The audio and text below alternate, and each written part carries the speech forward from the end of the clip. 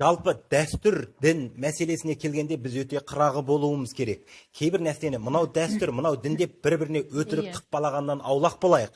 Біз оны шектей алмаймыз, оған тидау сала алмаймыз деген бос әңгіме. Елің қалай болса, бөркің солай. Біз мемлекетпіз ба, ұлт ретінде ұйыстық па, халық болып қалыптастық па, өзіміздің дәстүрімізді заманға сай бейімдеуіміз керек. Ал енді жаңағындай бардамдар асырып, тасытып жасап жатқан кезде кедейлердің ертең соған жете алмай қиналатынын ойласын. Біреудің көңіліне сондай ауыртпалық тастап кеткеннің өзі ол үшін күнә болуы да мүмкін. Өйткені сіз деген 5 жылқы сойдыңыз, пәлен дастархан жайдыңыз, дүниені әкеп тастадыңыз. Ертең қолында жоқ адам не істейді? Қарыз алады. Кімді қинап жатсыз? Міне дәстүрді осылай бұзып жатырмыз. Демек, біз халық болып қалыптасу үшін елің қалай болса бөркің солай. Қазақстан діни мұсылмандар басқармасы бекітті ма? Осыны әрбір мешіттер міндетті түрде атқару керек. Әрбір мешіттердің қасынан біздің ақсақалдар кеңесі құрылу керек. Әрбір ақсақалдар кеңесі кісі қайтыс болғанда келіп, айналайын, міне мына тамақтар белгіленді. Осы тамақтан басқа тамақты әкелмейсің, патша болсаң да. Бітті. Ал егер жағдайың келмей, бақылау арқылы біз жағдайды дұрыстай аламыз. Ал жағдайың келмесе айналайын. Мына тамақ, мынау 7 түрлі тамақ тұр, осының үшеуін әкеп қой.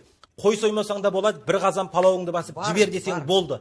Ал біздің қазір Қазақстанда не болып кеткен? Кісі қайтыс болса, мәйітті оң жаққа тастап қойып, оны жуындырмай тастап қойып, ана жақтан жылқыз деп шабатын деңгейге келдік. Сиыр соймайтын деңгейге келдік. Аруақты сиырмен жіберу күнә болады дейтін пәтуа шығарып алған қазақстандық халықтарды көрдім. Не деген жағдай? Кім айтады? Сенің досың кімге барып көңіл айтасың? Досыңа, жақыныңа, туыс туғаныңа айтасың. Ана жақта туыс туғаның зарлап жылап болса, сен мына жақтан қырт-қырт қазы чайнап отырғаның, сенің қайсы қазақилығың болады. Ендеше, мына жерге келдің ба, сен ол үйден тіпті ас ішуінің өзі ыңғайсыз. Сіз көзінің жасын сүрттіңіз ба, жұбатар сөзін айтыңыз, болды. Аузыңызды жылтып, бір шыны қара шай ішіңіз. Ал қазақ неге қонағасына бір қой сойды, жетісінде неге мал сойды? Қазіргідей ресторан тұрған жоқ, қонақ үй тұрған жоқ. Алыстан келген жалғыз қазақтың кигіз үйіне бәрі сияды, соған бір қойын сойып тамағын берді. Ал жеті нәзірі жан-жақтан жиналып келген кісі қайдан тамақ жейді? Амал жоқ, соған болады, сойған болады. Ал қазір ешкім аш жүрген жоқ, халық тоқ, Құдайға шүкір. Енді біреуге апарып жылқыны сойдырып, оны таумай ағып үйіп әкеліп, шетінен жейді, жемегенін жау талағандай қылып ресторанда талап әкетеді. Өлік шығып жатқан үйден дүниені талап әкету деген сөз.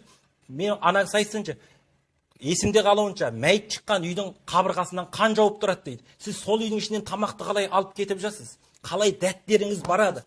Бұл дәстүрді бағындыру керек, қазіргі заманға лайықтау керек. Егер біз дәстүрді заманға қарай өзімізге бейімдеп отырмасақ, біз азып кетеміз. Бір қазан палаумен 7-сін 40-ын жылдығын өткізіп жатқан ұйғырлардың тілегі қабыл болмай жатыр ма? Солар ұжымаққа кірмей ме екен? Тәжік кірмей ме екен? Қазақтың жылқысы сойған ғана ұжымаққа кіріп жатыр деп кім айтты, кім көріп келді?